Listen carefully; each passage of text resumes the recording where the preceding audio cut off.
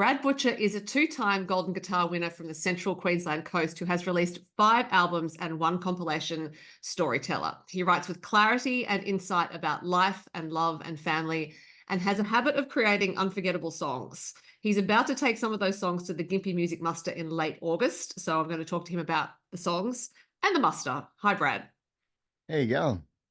I'm very well, thank you. Very happy to be talking to you because, as you know, I have been a fan of your music since your self-titled album came out in 2015, which seems extraordinary that it's 9 years. But one of the things I think that's noteworthy about your work is that it's been consistent and consistently you throughout. So when you released that first album in 2015, what sort of artist did you want to be? I didn't really know. I had no idea back then, to be honest. That was the first album, and that was actually 2012 when I released that first Oh, album. 2015 was the Jamestown record. I'm sorry, I got those dates wrong. Then it's even That's all right. further in the past. That's all right. And I'm sorry if I'm a bit hoarse today. I'm actually battling a little chest thing, so I'm doing my best to speak clearly and to not mumble too much. But the artist that I was back then was just a kid who liked to write songs, and I literally had 12 songs written, and I took it to Anthony Lysenko. I introduced to him through a friend, and I just said, "I've got these songs. Do you think they're worthy of recording?" And he was keen to do it. So, I was just a very green, naive songwriter who was just interested in it, and I wanted to be a part of it, and I wanted to call it my job, and I just didn't know how to go about it. So I had a lot to learn. You might have had a lot to learn, but you made a really extraordinary debut album because it was like this complete spectrum of life, but also really musically well developed. And your singing voice was also really well developed. And you've always sounded like you. You've never sounded to me like you're mimicking someone else or that you've been overly influenced by someone else. So I'm wondering, though, if there are artists who have influenced you as a singer. No, not really. Not so much as a singer. Singing is something that I always doubted myself to be able to do. And when I was about 23 or 24, I decided to get some singing lessons because I was playing covers gigs through those years. And I'd go home with I could taste blood in my throat after some gigs. You do like 3 or 4 gigs back to back. And it was because I was just singing incorrectly. I was screaming. I wasn't, and I also wasn't musically adept enough to change keys of songs, so I had no idea what I was doing, truthfully. So I would learn a song and I would know that's where I put my hands for this song, and you go through those chords, and I'd memorize a verse, memorize a chorus, and then good luck.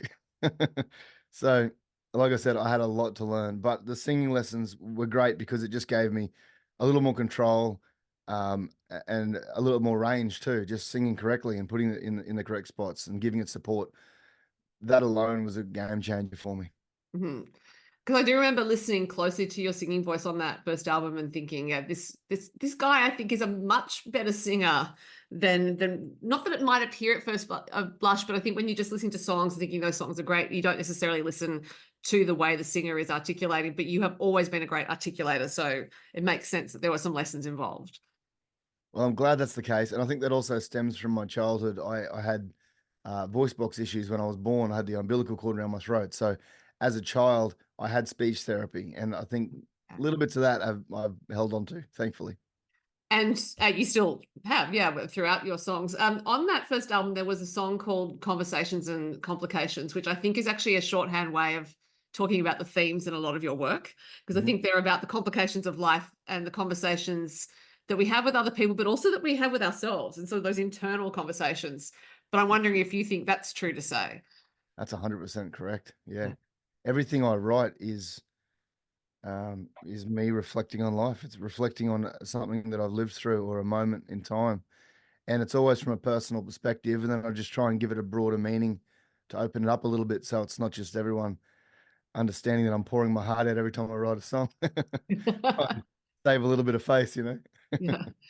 So given that you said with that first album, you had those 12 songs and you were just, wanted to do something with them, not sure exactly how to go about it. As you then progressed through your albums as a songwriter, did your process of writing songs change? Did your intentions ever change and come back to what they originally were? Because it's, 5 albums, there's a lot of songs there. Yeah. Well, I have to give credit where credit's due.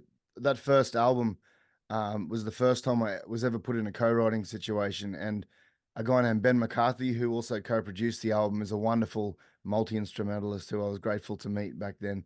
And the three of us, so between Ben McCarthy, Anthony Lysenko, may he rest in peace, and myself, we created that record back there. But you know, like I said, I was so green. I was kind of like, just here's my songs, guys. Please treat them carefully, you know. And Yeah. the rest from there is really what those guys brought to the table. I had a few albums that I loved to listen to at the time. I was introduced to back then to Jason Isbell Mhm. by Anthony. Previous to that, he also introduced me to Ray LaMontagne and a few of those things. So there's elements of all of that in those albums that I loved. It was Southeastern, it was Gossip in the Grain, it was also Bruce Springsteen, and that's why we added a song of his on there. And it was that real authentic, what we now know as, or I now call Americana music, but it was all about the song, and it was about not focusing on anything but what the song needed. And it's always been that way. Nothing's ever changed since then. So I feel really fortunate that I met Anthony and I met Ben, and that first album was made that way. It was a real lesson for me in, I guess, in just where I want to go with music, and it was a great starting point. From memory with Jamestown, I think you went to Nashville to record that. Or am I remembering that correctly? Yeah, well, close. I went to America. I actually went to New Jersey. Oh, okay. And the reason for that was I met a guy named Mark Schwersky who produced the Jamestown album, but he and I actually co-wrote Conversations together, Right. which was the last song added to the first record. And then we kept co-writing, and together Mark and I have written, oh God, dozens of songs now. But off that Jamestown album, there was Simple Things, there was oh Lord, now I can't even think. There was a lot anyway.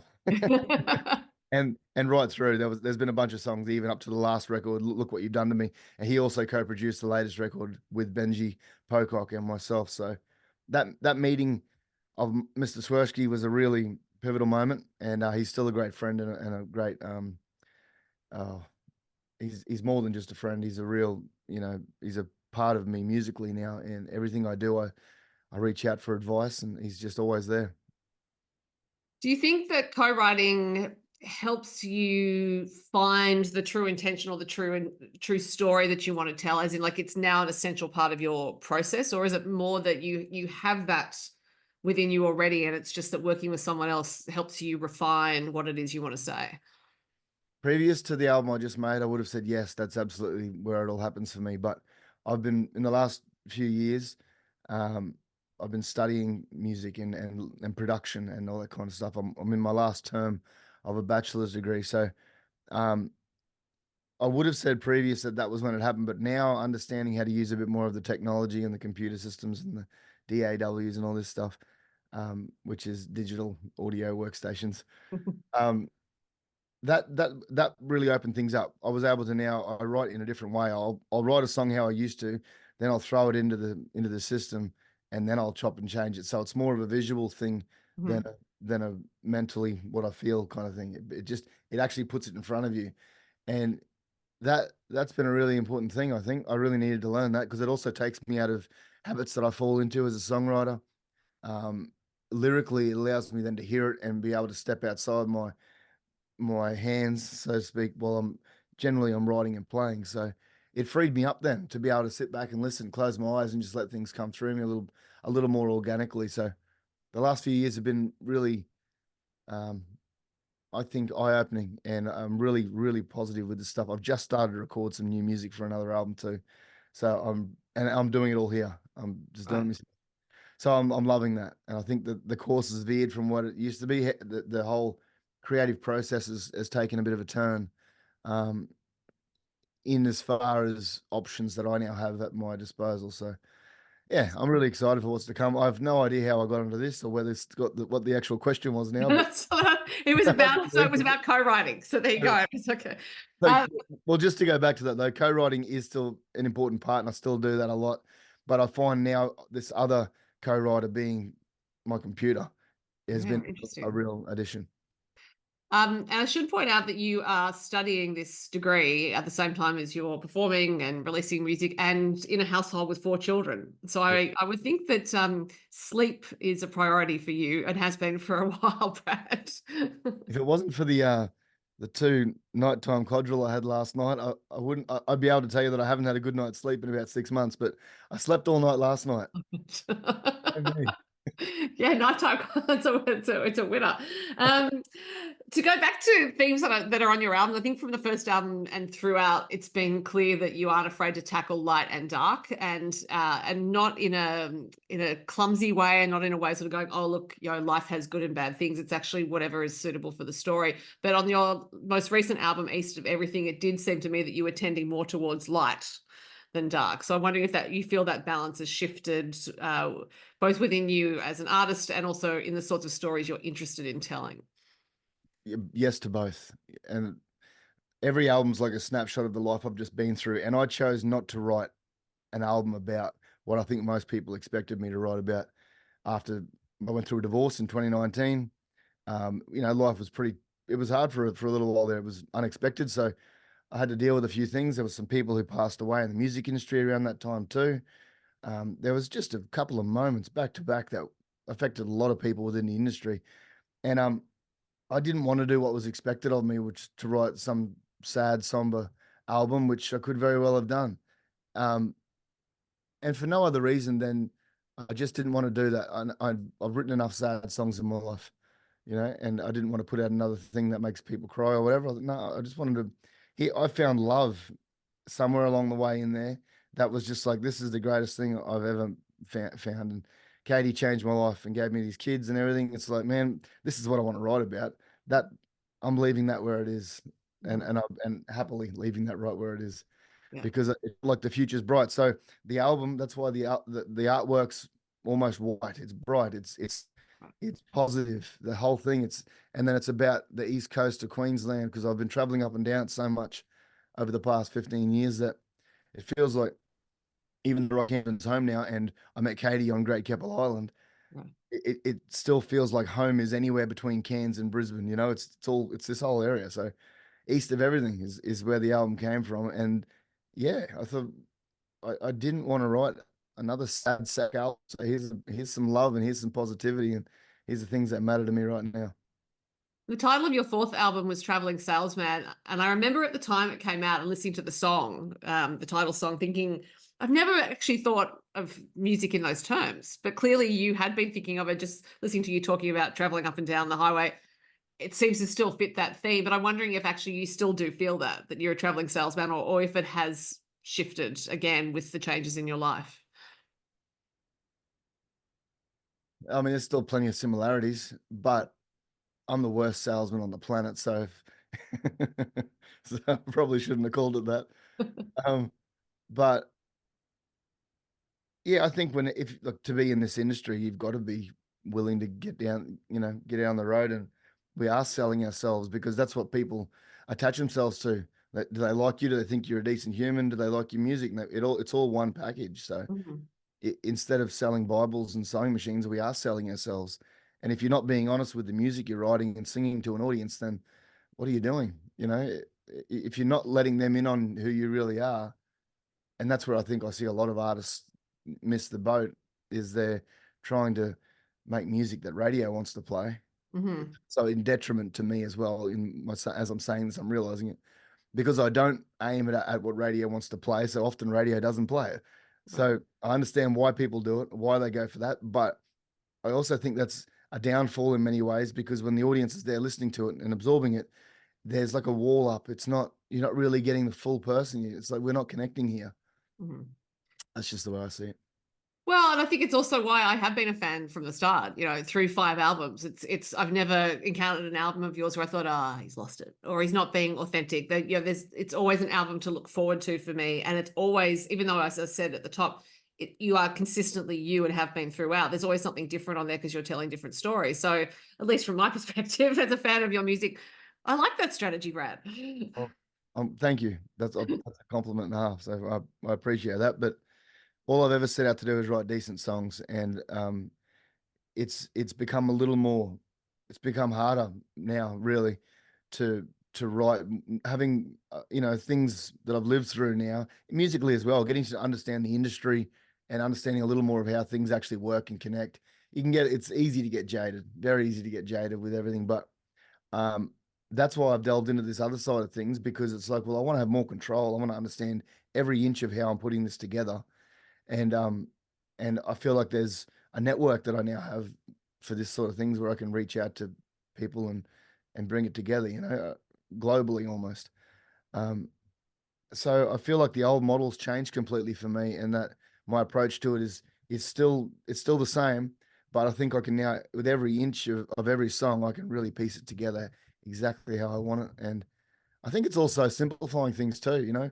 You get caught in these traps of making albums and adding another instrument and adding another thing, and oh, now it needs to be remixed and now it needs to do that. And it's just like, man, play the acoustic guitar and sing it and put that out. Enough with the bullshit. That's a very good quote, Brad. I may attempt to pull it out, write it down somewhere. Now, when it came to came time to put Storyteller together in 2022, because that was a compilation of previously released songs, did you choose the songs that meant the most to you, or the ones that your audiences responded to the most? For the latest album, That was the Storyteller. the Storyteller. Yeah. Uh, no, I was a little self-indulgent there. That was just me putting it together. There was a couple in there I guess I mean I hardly ever play a couple of those songs at Crawl Beg and Cry. I hardly ever play it live anymore. Um, that's probably stupidity talking to. I probably should, but I pick songs that I connect with, that I go, no, I really like that, you know. And unless somebody says, hey, is that in the set tonight? I'll go, oh, you want that? All right, I'll put it in there. Yeah. Generally when I'm creating, you know, with that album anyway, I put a couple off each album in that I was tied to, a couple that I felt people were connected to, and then whatever else I liked. Yeah. Which is absolutely your prerogative. Are there songs, though, that your audience does request more than others? um, I still get people asking me to play The Old Man's Gone off the first album. Um, That remains on playlists of mine all these years really? later. Yeah, quite Wow. often, as quite a few tracks from the first album, but and from other albums as well. But that one, yeah, and that's often a song that I have sent to people who have lost a family member in particular. Mhm. Yeah, Well, it's ironic because I didn't write it about death. I wrote it about divorce, but as songs do, they take on their own life and their own meaning to everyone. So I'm grateful that people still want to hear that song. I yeah, have to every now and then remind myself how it goes because it's been a while. That one, Well Dressed Man's a standout for yeah. most things. And then there's one called Glasgow Train, which was quite popular as well. So that one, and I guess the only other one that really gets requested is From the Bottom of a Well. So Right. look, I've got plenty of others that are my favorites, um, but no one wants to hear that. So whatever people want to hear, I'll play it if I can remember it. Well, maybe you should play your favorites and then they become songs that other people request. But yeah, that's absolutely your prerogative. Now, the reason for our chat is the Gympie Music Muster, which is on between the 22nd and the 25th of August Yeah. on the Sunshine Coast, or in the Sunshine Coast region. When was your first Gympie? Oh, first one. I think it was 2013. I think. Yeah. I've been lucky to be back at the muster. I think this might be my fourth time coming up this year, which is, I love it. It's such a great place. It's um any of those sort of ones destination festivals where you go and you bunker down for a few days, you know, they're the best because you catch up with everyone and no one's going anywhere. You're Particularly if it settling. rains. You're not That going. too. So it was 2013, before you performed in 2013, had you ever been as a punter? No, I hadn't. No, because prior to that first album, I was a rugby league tragic. I mean, I still am, but I wanted to be the next Wally Lewis, and until I realized I had no speed and no ability, then I went, okay, I might start playing the guitar. But yeah, so music was something that came. It was always there for. I always loved music. I was always writing songs. I mean, I can remember writing songs at the end of school. I'd write silly things just to make people laugh, you know, having a beer or whatever we'd have around a campfire. But beyond that, it was never something I took seriously. And when my body sort of gave up on me after 20 odd years of rugby league, I went and worked in the mines, and I did a cabinetry apprenticeship and did all these things, but my heart wasn't in any of that. I wanted to find something to do with my life that I loved. You know, that we've only got one chance here at this, so I want to do something I really want to do. And for me, that means always choosing the hard road. And so I ended up with a guitar in my hand, and I ended up, thankfully, with the guidance of very fortunate another guy who grew up in Mackay, Graham Connors. He sort of said, "Mate, here's some songwriting books that he learned from," and pushed me down a path there and got me started. And that sort of um, really inspired me, knowing someone has done what he's done and is who he is, still took the time to chat with me and encourage me. You know, a guy with very limited musical skills was like, "What are you doing?" I had no guitar lessons. I'd had no singing lessons. I had no idea how to read music or any of that. But I knew when a chord went together and that one went there, I could always feel, oh, that emotion is that's how I wrote. So I would try a million different chord progressions until I finally found these weird shapes. I didn't know what chords they were. It was just shapes on the guitar and put a song together. And so for Graham Connors then to come and say, "Oh, I really like you've got something here. Let's try this. Focus on that." It was really inspiring, and it really set me on this track I'm on. And I guess that's why even today I still focus on the song first of all over anything else. Graham's name has come up a couple of times recently when I've been interviewing people, not in the same way in terms of a personal connection, but just how he's influenced people as a songwriter. And I found that really interesting because I don't know that he is considered to be one of the hugely influential Australian songwriters, but you're the third person in recent times to mention that. So I think the tentacles of Graham Connors spread far and wide. He should be recognized as that, because, and it's sad that he's not recognized already for it, because he is one of the greatest songwriters in the country. Um, and I don't think people realize how many songs he's written for other artists that were very successful. He also, a story that I was told, and I probably should fact check this before I say it, but I'm not going to, is for a period of time when he was living in Sydney, he worked for, I believe it was ABC, in their publishing department. And he was responsible for certain songs going to certain people. And there was a song that went to John Farnham that, without Graham Connors saying, "I think this would work for you," that wouldn't have happened. And I want to say it's The Voice, but I'm not 100% sure. But it was a song of that caliber and that success, that he's just, the guy's got a gift for this kind of thing, and a lyricist unlike anyone else. So, given that when you first met Graham, as you said, you couldn't read music, you were putting chords together depending on how they felt for you and writing songs accordingly. Now that you have been studying music for so long, do you feel that's moved you away from that instinctual connection you had to songs you were writing at the time, or have you actually been able to use that instinct to enhance what you've been learning? It's enhanced it, because I can now still write with that emotive sense and feeling it all, but it speeds it up now. I know what options there are in a certain key. I know where we can take it. And then um, because of that, I find that, and because of the technology around me now, I find that I can throw these really simple ideas and just mumble along with something and put together an interesting song structure now without any lyrics. So I can now work with minimal, whereas before I had to have this whole idea, and it just took so much longer. So yeah, it's been really enhanced things, and it really speeds things up. I'm grateful for it. I'm really grateful for everyone at the university too, has really taken the time to help me, because I'm a nufty. I'm truly a nufty, and they've been really kind, and I'm really grateful for them for all their help. Probably not enough to anymore, given that you're about to finish your degree. But heading to Gympie, I'm interested in how you put a set list together these days, given that you have so many songs to choose from, so many great songs to choose from, and songs that can work in different environments. So is it just the ones you want to sing, or a combination of that with ones you know people like, or is it really just thinking, I want to shape an experience here and I'm going to pick songs that do that? It's that it's creating moments in the set is really important.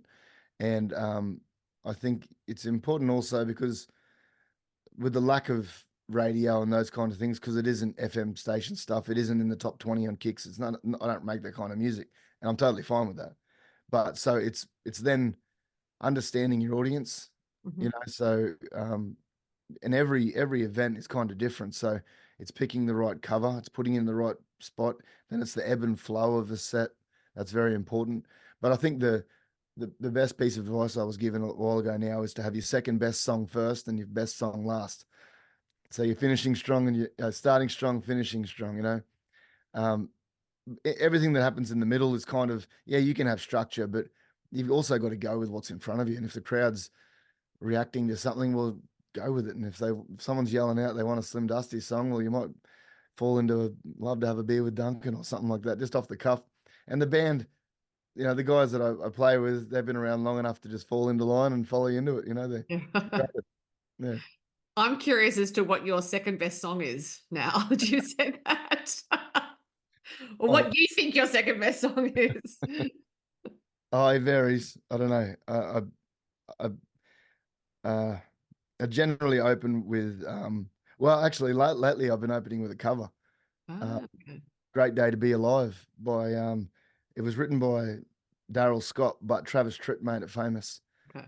So, you know, it might be that, it might be From the Bottom of a Well. I don't know. There's a few options, I think, but it's all about starting with something that's all in. Here we go. You know, bells and whistles. Let's give them something there, and then easing into it, having a chat, and seeing what happens after that. Well, the Gympie crowd will have to show up to your set to find out which second best song you have selected to play first. Now, do you have to get match fit for a festival? Because I imagine that's a particular sort of energy to work with and to harness. I have to get match fit in general these days because the kids can wear you down, and you find yourself sitting on the couch having a beer far too many afternoons. So I'm actually in the middle of dry July, which I didn't complete. I will be honest. Last week's Origin spectacle got the better of me. Oh, Brad, as a New South Welsh person, I bet you're happy. too bad. Too bad for you. It was a great game, but you know it's I'm a very passionate rugby league supporter, as I said. So Yeah. I did crack out a little bit of rum that evening. We were due, sorry. Like I have no sympathy whatsoever. We were long overdue. Oh, and you were the better team on the night too. It was a great game, and you did a great job. So um, anyway, so yeah, match fitness is always something I'm conscious of now, especially being 41 as well. You know, so this is a daycare thing that I've got going on here. The kids Oh. bringing home from schools, so hopefully that can be gone before uh, Gympie arrives. I'm sure it will. So when you play at a festival like that, no doubt you're staying to see other artists, maybe staying like for the whole festival. If your set comes towards the start of the festival, are you a little wistful that it's over so quickly? Like you wish that you could have it back again, or you just think, okay, great, I've done my job, now I can relax. Pre-kids, that I would have loved a Thursday or Friday gig at the Muster because I can just sit back. But unfortunately, if I had an early gig, it would mean I'm going home early too. Right. Okay. Now with the kids, I mean. Yeah. So I'm actually playing on Sunday afternoon, so it works out really well. I can sort the kids out through the week. I'll travel there on Saturday and catch up with everybody Saturday night, behave myself, and then Yeah. get into it on Sunday. Do the kids have any sense of you being a musician and like that's a great thing, or are they just like that's what he does, off he goes? They know I've always got a guitar in my hand at home, so they figure something's up, but I don't think they're old enough yet to quite realize that it's a job. So you mentioned that you have been recording some new songs. Do you have a plan for when you're going to start releasing things, or this is just you're going to wrap up the degree first and then move on to new music? No, I've started recording, so look, as soon as these are ready, I'm going to put something out and keep the wheels spinning. I don't know when the album will be finished. I'm working on that. Hopefully next year would be the plan, 2025. But I'm just going to let the songs dictate when, as they arrive. I'm writing quite a bit at the moment, which is great. Got a lot of ideas, but I'm just trying to be a bit picky on the ones that I choose, and I can now. I mean, I always can. There's no rush. It's not like people are lining up waiting for the next Brad Butcher record, but I Well, excuse me, some people might be. well, they're not knocking down my door for it. But that's good. I can take my time. I've got a couple of songs that I'm building up right now, so I'm really excited about the future of in music in general and my place in it. And I'm hoping that I can keep kicking in a few more doors and keep things going. Well, I think that is a beautiful spot at which to end our chat. So you will be at the Gympie Music Muster in Gympie in the Amanpour Forest in late August. People can find you there, and no doubt find you at other places because so you will post gigs online if you have any. And Brad, it was lovely to speak to you. Thanks for your time. Great to chat to you too. Thank you.